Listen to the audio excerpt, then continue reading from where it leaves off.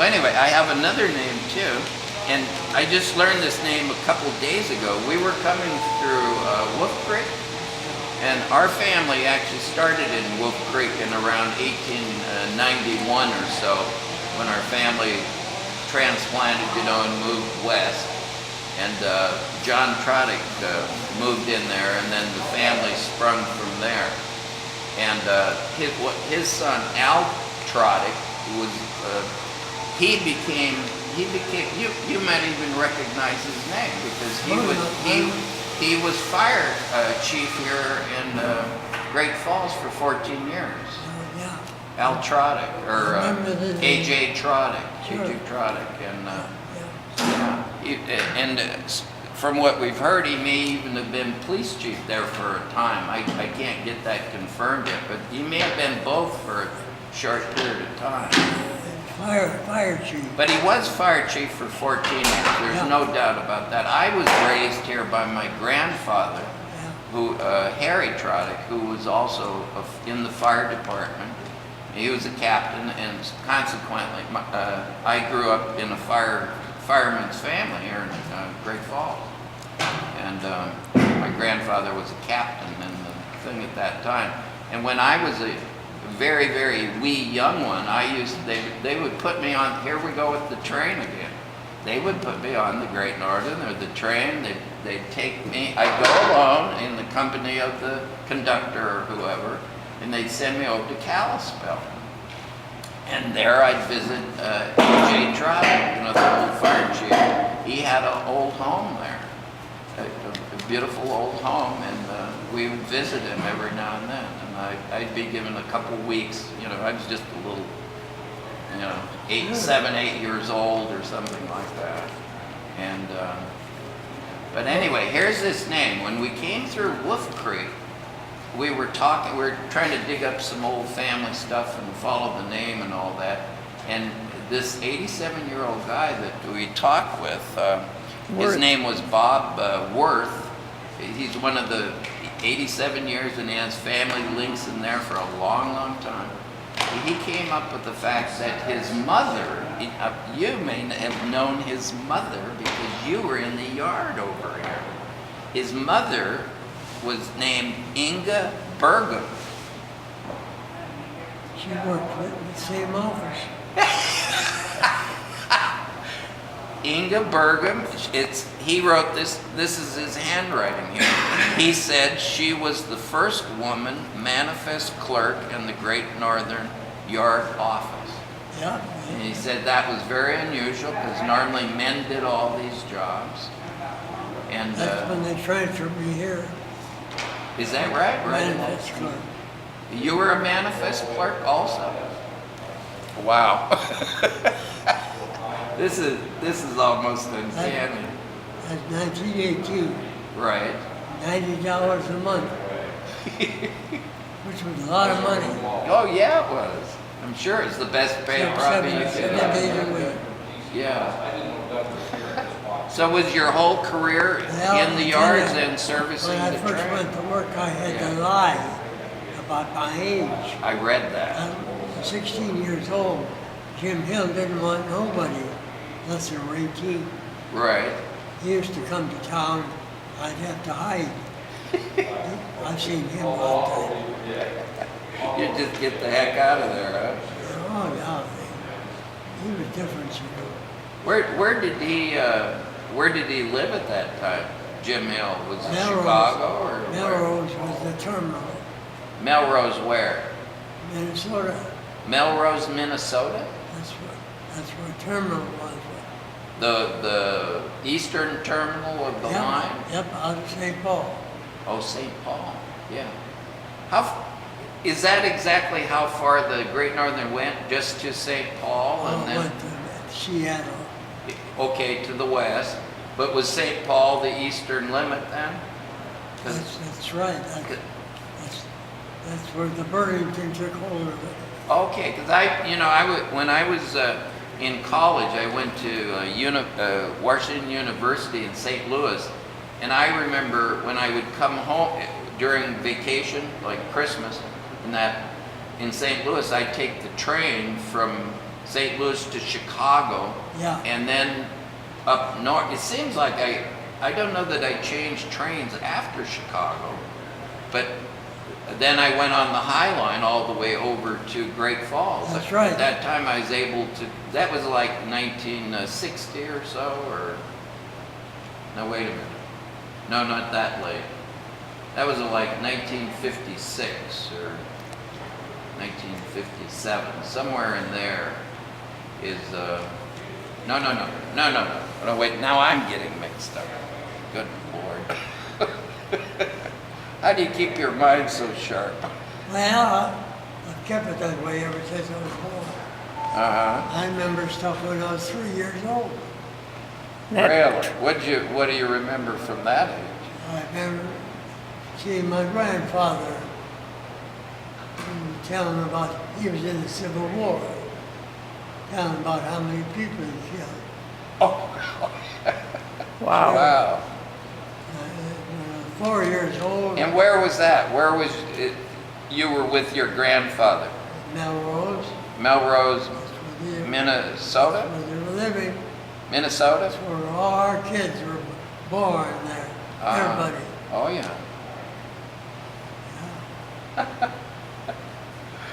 Boy, that's, Great Northern, the Great Railroad. uh-huh. How did you ever get that job, though? Even though you were underage a little bit, how did you just read about it in the paper, or what brought you to look for that job? Well, When you were, had to go to work. yeah, Family broke up. Had to feed our mother. yeah, My brother worked for the railroad too. And between the two of us, she run the house for us. oh, yeah. And now, So you just had to get out there. That's just the way it was, huh? work, Yeah. 16 years old. Yeah, We had to quit school yeah. when I was 14 to go to work. Went to work in a bakery shop, $2.50 a week. And like that. Well, Well, everything's relative. I know that now. So, yeah. Do you mind if I ask, your mother, was she a religious woman? my folks were all Indian, They're what? except my father. I guess my father, he was born in the United States, but my folks in Germany. Uh-huh. But were they religious, or did you say they didn't have a faith? My mother, her father, Uh-huh. from Pennsylvania. Yeah. And after the Civil War, he came, and I guess his wife there. Yeah. And that's where all the families were born. Right. But did they have a religion? That's what I'm curious about. But Everybody was Methodist. Methodist? Oh, okay. Very good. I'm asking those questions because I'm kind of probing where your sense of faithfulness and the way that you love and your responsibility for your mom and all that.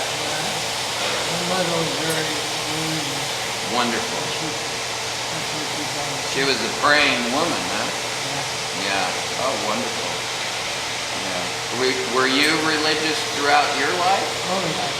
Wow. You and your wife? I've gone to church here. The Methodist church? Where is it here in town? Right here in 6th Street. Oh, on 6th Street. Oh, yeah. Well, very good. Up there, Bob. I was raised in the Episcopal church right over here. The Church of the Incarnation. Yeah, Yeah, that one there. that's right. Yeah. Charlie Russell. We had his funeral. Right, absolutely. Our family intertwined with that Charlie Russell stuff through AJ, the fire chief, because his studio was right across the street from a fire station. Up there by his studio. Yeah, hi. Hi. Walter, Yeah, your next appointment is here. yeah. Okay? Okay. Okay, we'll wind it up. Yeah. Thank you. Well, it's been wonderful visiting with you, Walter. I have another couple little gifts I brought you because Hey, yeah, besides the railroad tie, that I just found yesterday and I really didn't know that was coming toward you, but it did. The other couple little things are, this is a little black Scotty, just Oh, to yeah. kind of be with you. isn't that cute? You like that? Yeah. I first ran into a Scotty here in Great Falls when I was a kid. That's cute, isn't it? Yeah, and I used to have a Scotty, so this is kind of close to my heart, and I want you to have that. Okay. And the other thing is, this is a stone that looks exactly, well, not exactly, but like a human heart, right? Yeah, yeah, Doesn't it? yeah. I found this stone about 12 years ago on the St. Mary's River up there by Glacier Park. And the date's on the back here where it was found, St. Mary's River, 1998. And I wanted you to have that too because you have a special place in Yeah. everybody's heart. Yeah, okay. You do. That'd be good. And you know, there's one thing I want to say to you last, if you don't mind. Yeah, Because I'm kind of coming with a message for you to just keep sticking out for life of the way you have been doing. I give about 50 talks in my home in the sun next to me.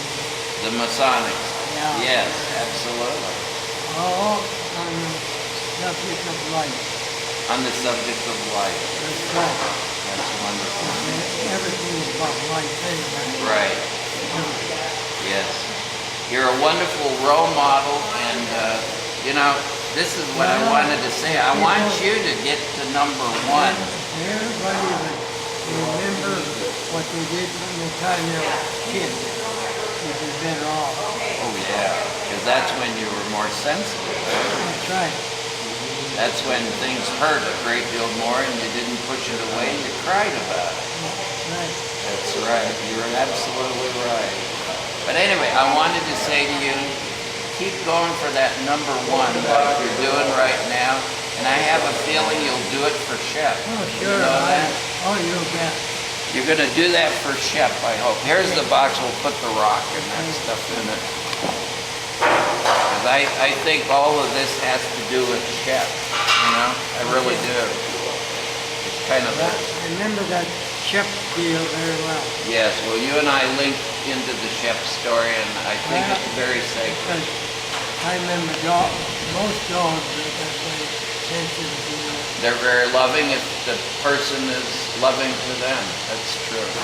Just like children, huh? I remember we had a dog too, just a hound dog. Mhm. And, I'd come home in the morning, working midnight, that dog would be out there on the front door waiting for me to make an appearance. That's Well, what kind of dog it was. they look They all forward say to what- those they love. Yep. Yep. Those they love is what it's all about. Dogs are wonderful. Absolutely. I'm glad we think alike. Well, God bless you. And God bless everybody watching this wonderful story. Thanks for all your information. Oh, yeah. The railroad was something else, huh? Yeah. You're welcome. Thank you. Goodbye now. You take pictures? Hey, Walt. Yeah? Yeah, go ahead and just